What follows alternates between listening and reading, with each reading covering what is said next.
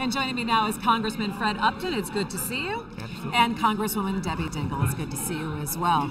All right, so at the Detroit Policy Conference, the entire theme is civility here. And I think the one place that everyone says there's no civility whatsoever is Washington, D.C. And I'm going to ask you, do you think you get a bad rap on that? It's accurate. It's true. There's a lot of dysfunction. Debbie and I are two of the folks on both sides, on either side of the aisle that say this stuff's got to end. We want to work together. Let's look at the issues that unite us. As the former chairman of the Energy and Commerce Committee, I changed the rules of the committee so that bipartisan amendments go first. And the record of getting things done in a bipartisan basis was second to none. But Debbie and I are best of friends. We're working on a lot of issues together. Immigration, the budget, and obviously the guns. Topic of today, guns and school safety. Debbie, how do you ratchet down the incivility? Well, I mean, you first have to develop relationships. You have to listen to each other. You have to respect each other. I spend a lot of time on the Republican side of the House. Actually, sometimes people think they can find me over there more than... I find you as well. And then Fred spends a lot of time on our side of the aisle. It's being willing to talk to each other, to listen to each other. Respecting each other's different point of views. I think many people have the same values. We have different perspectives. Different perspectives are important. All right. Well, it's especially good to have different perspectives when you are working on the issues that you're working on. And specifically, I do want to talk about gun control and safety. You are both on this Problem Solvers Caucus, which is fairly young, right? Yeah, 48 members. So half Republican, half Democrat. What are those meetings like, Fred? And how do you get to some kind of consensus with the issues that you're dealing with? Well, the one bylaw that we have is to move forward, we need 75% of our group to be on board. So we meet regularly and we talk about whatever it is, the topic of the day. So it was guns this week and school safety. We had a number of members that was there. It was an early breakfast, and this week was truncated because we had the funeral of Billy Graham, who lay in state. So that's why I'm here today, because we didn't have votes today where we were supposed to. But you know, we talked about the issues that we care about, all of them. And Debbie and I now, we've sat down, we've put together an A to Z list of all the different issues, from banning assault weapons to having a button at the school that somebody can push and bring the law enforcement. I mean, Nick's Fix, mental health, school hardening, lots of different issues. We're going to be sitting down with our task force that we've assembled the first thing next week, Monday. And you're chairing this task force. We are. Those are the chairs. We've got some good people that are members of that group. We're going to go through and see where we all are, and if some of them, and I think that we can, get to 75, even 100% in support of these, and then we're going to push to get it done. Give me some specifics in terms of what exactly that you're looking at, because so many times we've had this conversation after mass shooting saying it's just too big of an issue for us to even get consensus on both sides. Where do you start in terms of saying, all right, we can get X, Y, and Z through when it comes to gun control? So I think, first of all, it's very important that you not go back to the regular corners that everybody goes to.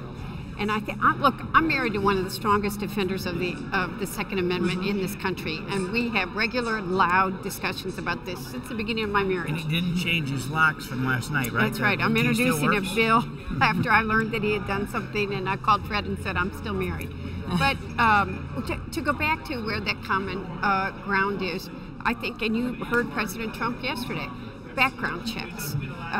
You know, some of the different proposals we're looking at is right now we have a background check bill, and many of the states aren't putting data into the database that needs to go in there about whether somebody has a history of mental illness, if they've been convicted of felonies. That data needs to go in there. Do you look at raising the age of when someone can buy an automatic weapon?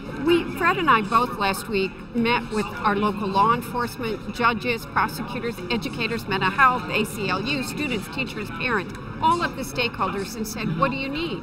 I think we both heard that law enforcement needs the ability that if they deem someone to be a threat to themselves, to be able to take that weapon away.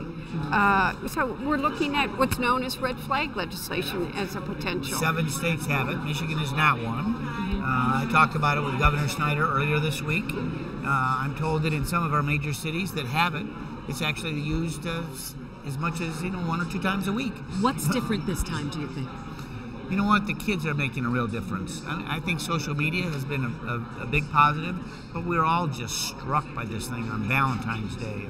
You know, these kids, and, you know, we've met with them, and I can remember meeting with the kids from Columbine. I was then on the education committee. It was just as tragic then, but you didn't have the media, you didn't have you know, we had, in my district, Southwest Michigan this week, we had 5 schools that had threats. Some of them actually closed because of the seriousness of it. So we've got to push forward, and I think this, having a proper bipartisan approach to dealing with this issue, if we can stop it, we're all on board. And I welcome the discussion that's going on now, but we got to move forward with something, and that's what we're about.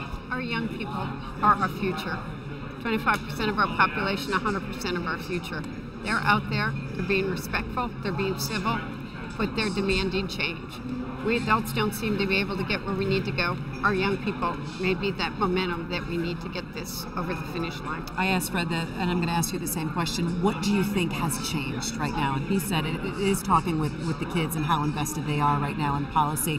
But what do you think has changed in the conversation in Washington when it comes to gun safety and gun control? Well, I think a lot of people, I mean, look, it's some of the same old conversation, and that's what we're trying to avoid. I am trying to not have the same old conversation. But I also would say if there was a Democratic president in office, nobody trusts a Democratic president. They think everybody's going to try to take your gun away. There's a Republican president who's made some pretty strong statements in the last couple of weeks, and he's close to the NRA.